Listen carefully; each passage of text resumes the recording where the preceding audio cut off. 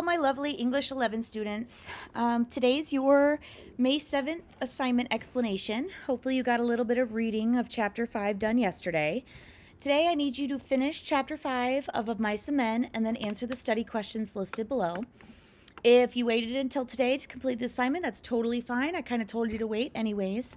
I will go ahead and give you some clues to the answers in the assignment in this video. So if you waited, totally cool. Probably a good idea anyways. So number 1, list the reasons that Lenny gives to explain how the puppy is responsible for its own death.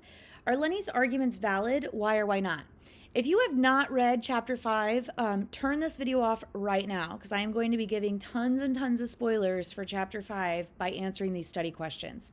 And I feel like this is the most emotional chapter, at least for me, in the whole entire book.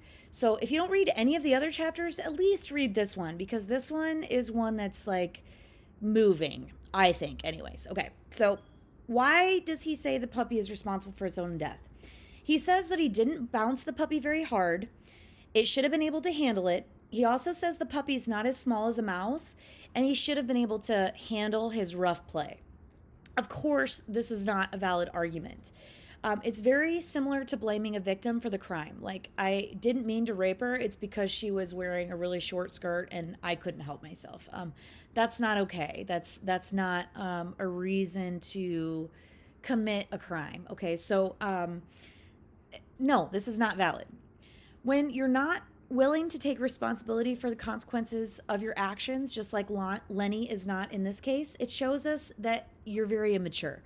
So with Lenny, he's definitely more of a child than he is an adult, and we see that by blaming the puppy for him dying. Number 2, explain what happened to Curly's wife that led her to meet and quickly marry Curly. Curly's wife was taken advantage of by a man who pretended to be from Hollywood. He lied to her and told her that she would be in one of his movies. Basically, it was a scam by a slime ball who seemed to have a one-night stand with her. She fell for his line, and instead of admitting that he was a liar and she was fooled, she continued to believe the lie. She met Curly at the same dance hall and married him to get away from her mother when she thinks that her mother stole the non-existent letters from the Hollywood guy. Mr. Hollywood never did write to her, so mom never did steal the letters, but in her mind, Curly's wife wants to believe that this man really did love her and really wanted to be with her. Instead, he just used her, like a lot of guys do with these one-night stands. So that's what basically happened. Number 3, I know that you want to despise Curly's wife, but this chapter helps us to see her in a different light, changing her from a static character to a dynamic character. Remember, static characters are ones that don't change. Dynamic characters change in some way, shape, or form. So Curly's wife was very static up until now. She was just kind of this floozy who flirted with all the dudes on the ranch. Now we kind of understand why she is that way, that she was a little bit naive and was fooled, and then she married Curly to get away from her kind of mean mother. So now that you know a little bit of her background, how have your feelings changed about this character? So explain your answer. There's going to be a lot of different answers for this. For me, I really still kind of dislike Curly's wife. I do feel a little bit sorry for her, but at the same time, I don't think it's okay to basically tease your husband consistently because you're miserable. It's kind of like, because I'm miserable, I'm going to make everybody else around me miserable. So it's kind of, I don't know. I still kind of dislike her because of that. I wish she would just suck it up and accept what she's done, or else get rid of Curly and marry somebody else. Run away with somebody else. I don't know. But you could think differently. What do you think? Number 4, when Lenny runs away, he takes the dead puppy with him, saying, "I'll throw him away. It's bad enough like it is." What does this show us about his mental state? Okay, right now, Lenny is having a little bit of a break. We already know that Lenny struggles mentally. His mental capacity is not the same as everybody else's. But here we really, really see that Lenny is kind of losing it because Lenny just killed somebody. Lenny killed a woman, and he's less concerned about killing the woman than he is about hiding the dead puppy. So his mental state is really showing how like a child he is, because he's more wrapped up about this dead puppy than he is about the woman that he just killed.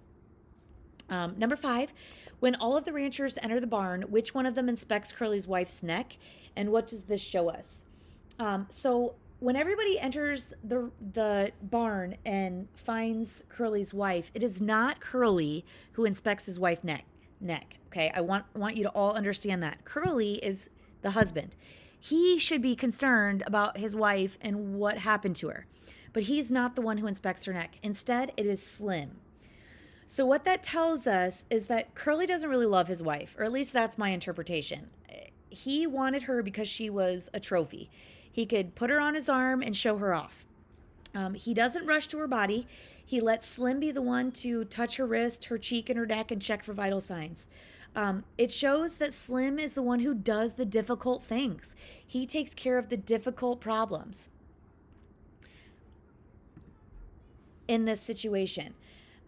So Curly isn't, even though he's the boss's son, he doesn't take care of the hard problems. Slim does.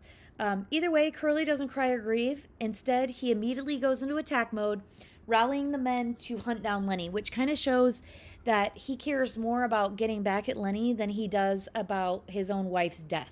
He's not crying. He's not grieving. He's just worried about getting at Lenny.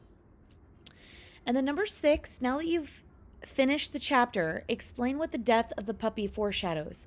Also, the puppy can be seen as a symbol. How so? So for this, the puppy foreshadows the death of Curly's wife. It also symbolizes the death of the dream for George and Lenny and Candy, ultimately, this dream farm where they're going to go and live out their life. For some of you, the puppy may symbolize the end of comfort and innocence, because the fact that Lenny actually has killed this woman means that they can never go back to where they were before. They can't ever return to this. Lenny is not very smart, but still innocent. He hasn't done any real crimes. Now he's actually committed a crime. So he's going to have to be punished for this in some way, shape, or form.